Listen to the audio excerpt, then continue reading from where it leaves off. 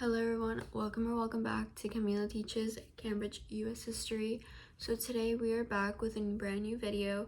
We are getting started with Chapter 2, Civil War and Reconstruction, 1861 to 1877 of the ACE US History book. So Chapter 2.1, the overall reaching question is, why did the American Civil War last 4 years? We actually have a lot to get through. I have all my notes here. Look at this. Alright, so we're gonna begin in 1861, and we are kind of heading back to chapter 1.4, where we talk about the outbreak at Fort Summer. This is when war begins because the Confederacy decided to intervene with the Union in a way that kind of looks like war. So war begins, but many people in both sides believe that this war will be over very quickly.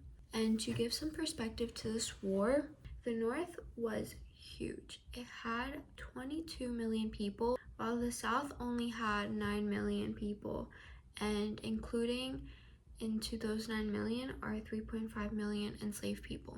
And compared to the South, the North had industry, railroads, and navy, while the South was pretty much all cotton fields and agricultural places. So the Union had to make up a strategy in order to combat this war, and this is where the Anaconda Plan comes from, and it is proposed by General Winfield Scott. This plan was basically a naval blockage. This blocked all southern Atlantic and Gulf Coast ports to prevent the import of supplies and exports of cotton, and this also implied the control of Mississippi overall. They launched a massive force onto the Mississippi River to divide the Confederacy geographically. This plan was designed to slowly strangle the Confederacy, and this pretty much set up a very long war because neither of the sides were fully prepared. Then July of 1861, we have the first battle of Bull Run, and this is in Manassas. This is the first major land battle near Washington, D.C., the capital of the United States. The Confederates do win, and this shocked the North, and it shows that the war will not end in one fight. Both sides began serious recruitment and training for all of their soldiers. Then in 1862, we have the Peninsula Campaign. This was a major Union operation led by General George McClellan, and this campaign was basically the Union tried to capture Confederate capital of Richmond, Virginia. McClellan is obviously cautious and slow, so the Confederates under Lee counteract very quickly. Overall, the campaign fails, but it reveals that the South has pretty strong defensive strategies and capabilities that the North didn't think they did have.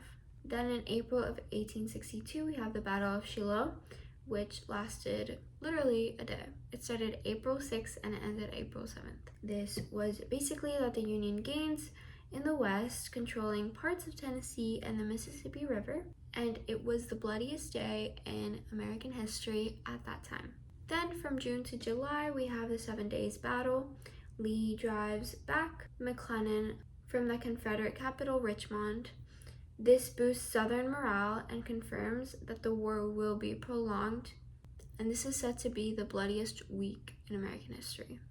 A key point about all of these things is that by late 1862, both sides realized that it's not going to be a short war, and casualties are very high already, and the conflict becomes a war of attrition. A war of attrition basically means wearing down the other side until they have nothing left. Then in September of that same year, we have the Battle of Antietam. I don't know if you guys have heard this battle. This battle is very famous because it is the bloodiest day in American history. The Union wins because Lee retreats. Lincoln uses it to issue the Emancipation Proclamation, which we will be talking about in chapter 2.2, and this frees slaves in Confederate states. This changes the war's purpose, now about ending slavery too. Then in December, we have the Fredericksburg Battle. I don't have much to say about that battle, mostly because it kind of just ties into everything. It reinforces the idea that it will last a long time and that a lot more lives are lost. Then in 1863, in May, we have Chancellorsville, which takes place in May. This is where Stonewall Jackson is mortally wounded. He was a very important person for the Confederacy. He was a general. This is a big loss for the South because apart from Lee, he was very important. Then in July, we have the Gettysburg. This was a major turning point. Lee invades the North, hoping for a decisive win, but the Union wins. Lee retreats once again. This causes huge casualties, which made the Confederacy retreat, and after this, the side was mostly defensive now. Then in July, Vicksburg happens. This is where Union General Ulysses S. Grant captures Vicksburg, Mississippi, and this gives the North full control of the Mississippi River, splitting the Confederacy in half.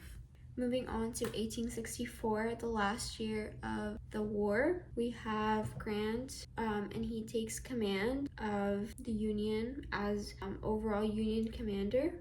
Grant's strategy is relentless pressure and coordinated attacks everywhere against the Confederacy, and this brings very high casualties to both sides, but Union can replace while the South cannot. Then that same month, we have the Sherman's Atlanta campaign and March to the Sea. This is where Union General William T. Sherman captures Atlanta. Then he marches through Georgia to the sea, destroying railroads, farms, and supplies.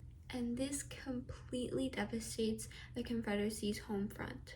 Then at the start of 1865, we have Appomattox. This is where Lee finally surrenders to Grant at Appomattox Court House in Virginia. Other Confederate forces also surrender soon after, and the war finally ends. And here's a timeline of everything we spoke about. From now on, in chapter 2 at least, I'm not sure about chapter 3, most things are not going to be in chronological order, so you guys might get a little bit confused. I am getting a bit confused because I like to go in chronological order, but because the questions are formatted this way for each chapter, you kind of have to go through everything and then backtrack to fill in the blanks in the war. So yeah.